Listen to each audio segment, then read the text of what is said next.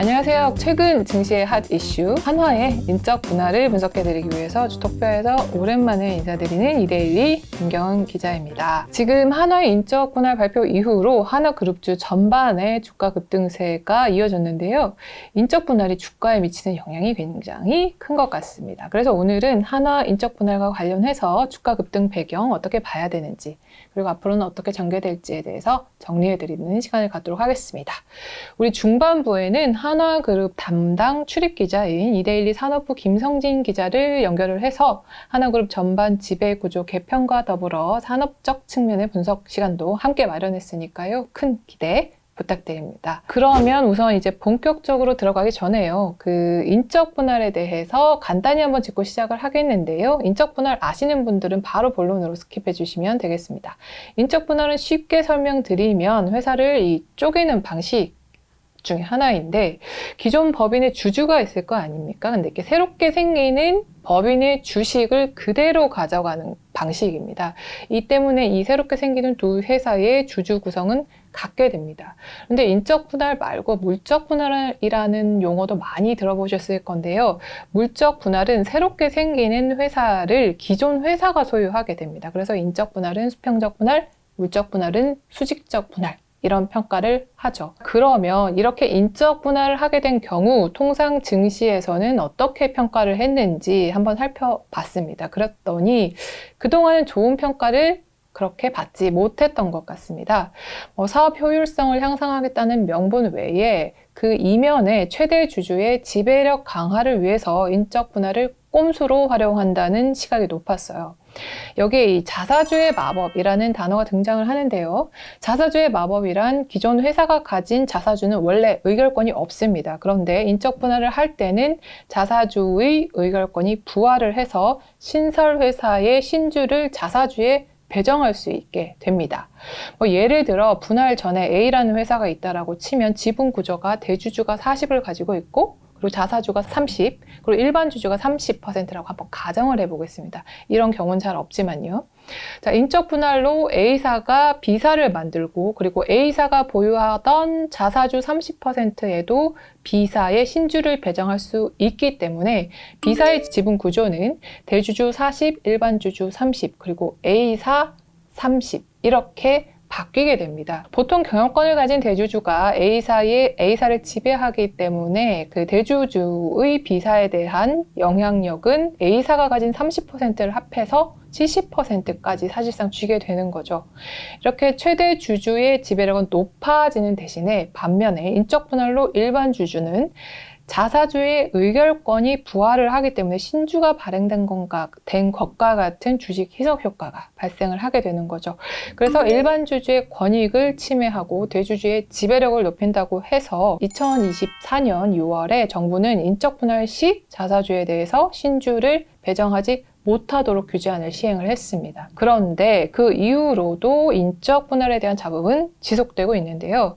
대표적으로 작년 6월 무렵에 이 파마 리서치의 인적 분할을 발표한 이후로 주가가 급락을 했었죠. 신설 법인에 대한 현물 출자를 동반을 하면서 일반 주주들은 최대 주주의 지배력을 확대하기 위해 인적 분할을 한 것 아니냐는 의혹을 제기하면서 크게 반발하기도 했습니다. 이런 흐름이 있는데도 불구하고 한화의 인적 분할 발표는 시장에서 굉장한 호재로 인식하고 있는데요. 1월 14일 주 한화는 인적 분할을 발표하면서 방산, 조선해양, 에너지, 금융 부분은 존속법인에 두고 신설 법인에는 테크와 라이프 부분을 떼기로 합니다. 구체적으로 보면 존속법인인 한화는 방산, 조선, 해양, 에너지, 금융 5가지 부문과 그리고 자체 사업으로 구성이 되고요. 신설 법인인 가칭 한화 머시너리 앤 서비스 홀딩스는 시큐리티 장비, 반도체 장비 등 테크와 그리고 호텔, 라이프 솔루션 등으로 재편될 예정입니다. 자, 이렇게 재편이 되면요. 하나의 지배 구조는 지난 9월 말까지 삼남이 지분 100%를 가졌던 한화에너지를 통해서 사실상 두 개의 지주회사를 거느리는 형태처럼 바뀌게 됩니다. 그런데 지금 최근에 삼남의 그 한화에너지 지분율에는 일부 변화가 나타나는데요. 작년 말 한화에너지의 지분 구조를 보면 장남 김동관 회장은 50%를 그대로 유지하고 있는 반면에 차남 김동원 사장은 25%에서 20%로 5%를 사모펀드에 매각을 했고요. 3남인 김동선 부사장도 25%에서 10%로 15%를 매각한 것으로 나옵니다. 이 부분을 어떻게 해석하면 좋을지는 조금 후에 김성진 기자와 전화 연결을 통해서 다시 톱파보기로 하고요. 이번 인적 분할 발표에서 또 투자자들이 주목해야 될 것은 바로 주주 환원 정책에 있습니다. 한화는 2030년까지 연평균 연결 매출 성장률 10%, 그리고 신설 법인은 30%까지 높이겠다고 발표를 했고요. 그리고 2030년은 ROE 12% 달성, 그리고 자사주 5.9% 즉시 소각, 그리고 최소 부담금을 1,000원으로 설정하는 등의 주주 환원 정책을 발표를 합니다. 이 때문에 증권가는 일제히 긍정적인 평가를 내놓는데요. 일단 주가 흐름을 보면 최근 하나그룹주가 전반적으로 오르는데 가장 두드러진 종목은 삼남이 가진 김동선 부사장이 대주주로 있는 한화갤러리아입니다. 이틀 연속 상한가를 쳤는데요. 한화갤러리아는 하나솔루션으로부터 2023년 인적 분할을 했고요. 김 부사장이 장내 매입과 공개 매수 등을 통해서 작년 9월 말 기준 지분율을 15%까지 확대한 종목입니다. 3남 중에선 유일하게 한화갤러리아의 지분을 가지고 있고요. 2023년 이렇게 분할 상장한 이후로 시초가를 거의 회복하지 못하고 있다가 최근 주가가 급등하면서 제자리를 찾아갔습니다. 그 다음으로 상승률이 높은 종목이 존속법인으로 남은 주한화입니다. 한화 역시 이 거래일간 33% 급등을 했습니다. 증권가는 이 대체로 3가지 정도 긍정적인 평가 이유를 제시를 하고 있습니다. 우선 지배구조 개편의 불확실성이 거의 거쳤다 라는 건데요. 왜냐하면 하나그룹이 최근 방산과 조선 등을 제외하면 그동안 시장에서 다소 아쉬운 평가를 받아왔었는데요. 아무래도 이렇게 삼남의 경영권 승계 작업이 이어지는 과정에서 주주들을 깜짝깜짝 놀래킨 경우가 많았었기 때문입니다. 이제 이런 작업들이 거의 마무리 단계에 들어선 것이다, 이렇게 보는 것이고요. 다음으로는 이 부분은 조금 다소 주관적이라고 보여지긴 하지만 존속법인인 주한화의 순자산 가치, 즉 NAV 디스카운트 요인으로 평가받았던 존속법인의 기업 가치가 이제 본격적으로 재평가될 것이라는 기대 때문입니다. 그간 주력 산업에 눌려왔던 신설법인의 사업 부문도 앞으로는 성장과 수익성을 다시 평가받을 수 있는 구조가 만들어졌다는 겁니다. 마지막으로는 실제 주당 배당금을 정말 최소 1,000원 이상으로 줄지는 모르겠지만 지켜봐야겠지만 주주가치 환원 정책의 예측 가능성도 대체로 높아졌다라는 점을 듭니다. 그러면 이제 주식시장에서 한화의 인적 분할에 대해서 개괄적인 내용을 넘어서 하나그룹을 직접 취재하고 있는 이데일리 산업부 김성진 기자 직접 연결해서 조금 더 깊은 이야기를 나눠보겠습니다. 저희가 지금 현장에 나가 있어서요. 전화 연결을 좀 해보겠습니다. 지금 연결이 되어 있죠. 네, 그래서 김성진 기자 한번 인사 한번 해주겠어요? 네, 안녕하세요. 이데일리 산업부 김성진 기자입니다.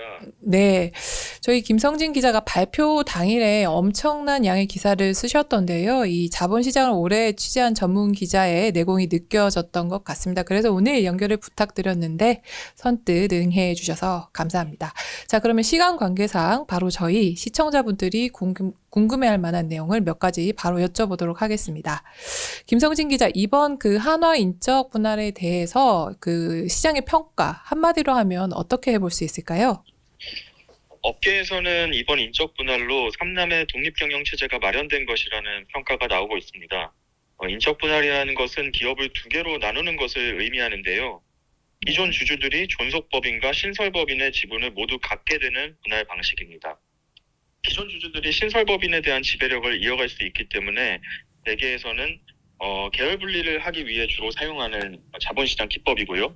2021년 계열 분리를 한 LG와 LX가 대표적인 사례고, 현재 효성과 HES 효성이 인적 분할 후 계열 분리 작업을 현재 진행 중인 상태입니다. 그렇군요. 그러면 앞으로 지금 어떤 이 하나그룹도 계열 분리를 할 것으로 예상이 되는데 추가적으로 좀 어떤 과정들이 더 남아있다, 이렇게 볼 수 있을까요?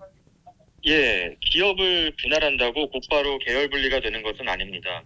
계열 분리라는 것은 대기업 집단에 속한 계열 회사가 법적, 경제적으로 독립하는 것을 의미하는데요. 우선 계열 분리를 위해서는 요건이 필요합니다. 그중 하나가 바로 서로 지분 관계가 없어야 한다는 점이고요. 임원의 겸임도 금지가 됩니다. 또 무엇보다 신설된 법인이 홀로서기가 가능한지를 보기 위해 내부 거래도 제한이 됩니다. 이 요건을 모두 갖춰야만 공정거래법상 계열 분리가 가능하기 때문에 추후 몇 년이라는 시간이 걸릴 수도 있습니다. 이를 위해 향후 오너일가 간의 지분 교환 및 계열사 간 내부 거래 조정이 이뤄질 것으로 예상이 됩니다. 그러면 지금 아직까지 나온 그 사업 배분 구도를 봤을 때요. 이런 과정들이 남아있긴 하지만 이 신설법인은 그 김동선 부사장님, 삼남이 맞는다고 보는 게 맞을까요? 예, 이번 분할로 설립된 신설법인 하나 머시너리 앤드 서비스 홀딩스라는 회사는 김동선 부사장의 독립 경영을 위한 법인이라는 것이 이제 공통된 시각입니다. 왜냐하면 이번에 분할된 사업들이 모두 기존의 김 부사장이 관리하던 사업들이었습니다. 지배력 확대를 위해서는 말씀드렸던 것처럼 오너일가 간의 지분 수합을 통해 어느 정도 확대가 가능할 것으로 보이고요. 이 밖에 증여세나 상속세 재원을 마련하기 위해 이미 작년부터 어느 정도 이와 관련된 작업들이 있었습니다. 대표적으로 김동선 부사장은 하나그룹 삼형제가 지분 100%를 보유하고 있던 하나에너지 지분 15%를 사모펀드에 매각을 했고요. 이를 통해서 8,250억 원의 현금을 확보했습니다.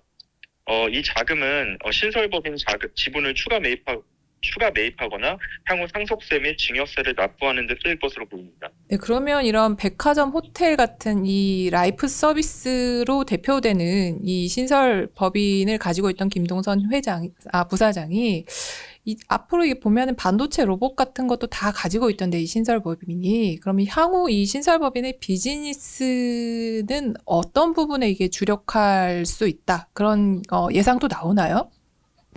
결론적으로 말씀드리면 두 사업 모두 핵심 사업이 될 것으로 보입니다. 김 부사장은 그동안 호텔, 리조트, 급식 등 유통 분야에서 두각을 나타냈는데요. 이 사업들은 비교적 안정적이지만 확장 가능성이 아주 높은 사업은 아니라고 볼 수가 있습니다.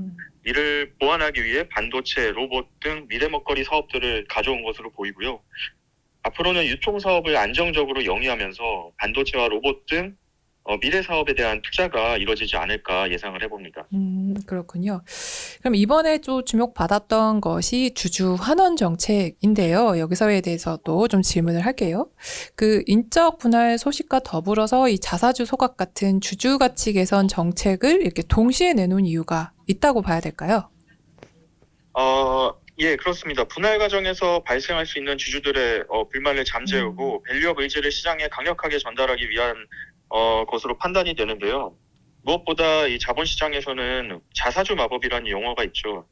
기업이 인적 분할을 할 때 대주주가 추가 자금을 한 푼도 들이지 않고 신설회사의 지배력을 대폭 높이는 현상을 말합니다. 자사주는 원래 의결권이 부여되지가 않는데 인적 분할을 하게 되면 존속회사에 남아있는 자사주에 대해서는 신설회사의 신주를 배정할 수가 있습니다.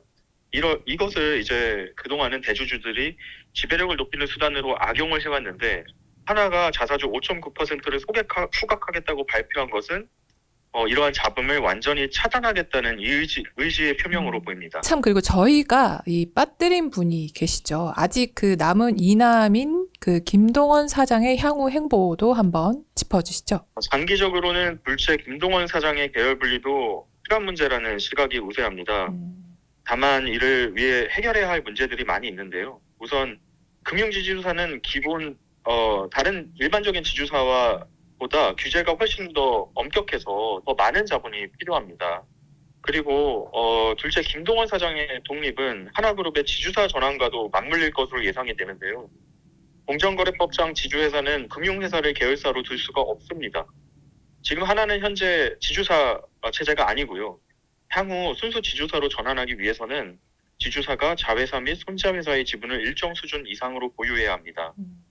현재 정부는 이 기준을 높이려는 계획을 갖고 있어서 앞으로 지주사 전환은 더 까다로워질 것으로 보이고 이에 대응하기 위한 대응책을 마련하는데도 하나그룹 입장에서 시간이 더 필요할 것으로 보입니다. 네, 그렇군요. 확실히 산업 그 취재를 하다 보니까 저희가 알 수 없는 그 내용들까지 속속들이 알 수 있는 시간이었던 것 같아요. 김성진 기자 오늘 너무 감사했습니다. 네, 여기까지. 예. 너무 감사했어요. 우리 녹화 방송이니까. 네, 다시 할게. 김성진 기자 오늘 너무 감사했습니다. 이 산업적인 측면에서 한화의 인적 분할을 볼 수 있어서 투자자들도 많은 도움을 얻으셨을 것 같은데요. 앞으로도 좋은 기사 많이 기대하겠습니다. 예, 감사합니다. 그럼 여기까지 오늘 주 한화의 인적 분할의 의미, 주가 흐름, 기대 효과, 향후 과제 등을 짚어보았습니다. 다음에 또 증권가를 달굴 뜨거운 이슈가 있을 때 찾아뵙겠습니다. 그럼 다들 좋은 하루 보내시기 바랍니다.